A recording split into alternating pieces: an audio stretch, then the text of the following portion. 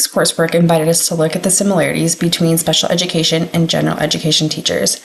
However, I think it's important to note the differences between the two as they cooperatively work to grow the profession. Special education teachers are going to work with students with exceptionalities in various ways. They are going to take content that's being delivered in the general education classroom and augment that to tailor to the needs of their students. They're going to use different strategies and data points to meet their students where they're at in order to develop effective routines with those students, allowing them to thrive both in the special education setting and in the general education classroom. In conjunction with that, the special education teacher is going to provide all of that documentation to the general education teacher, who is then going to apply that to those IEP or 504 students in their rooms. However, in addition to that, they are going to need to be able to tailor their lessons to all of the other students in their classrooms. They're going to have to be current on content knowledge and up to date on student goals for all of the students in their classroom, whereas a special education teacher has smaller one-on-one groups to work with. The general education teacher is going to have a variety of students at different levels, and they're going to need to be able to kind of bounce back and forth between the two. The week's assignment also required us to look at the dispositions for educators. I found this a little bit difficult in the sense that it requires us to dig a little deeper and discover within ourselves if we have the skills necessary at this moment, or if there's something that we're going to have to work on a bit more to get to where we need to be before we get in the classroom. The one thing that I think I really need to work on is going to be realistic expectations of my students.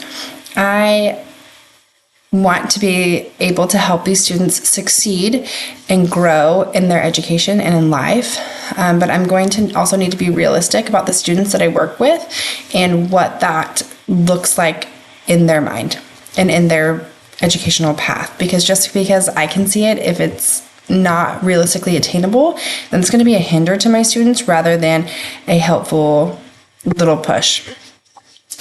I am coming into the profession with a very strong agreement of the expectations and experience and growth.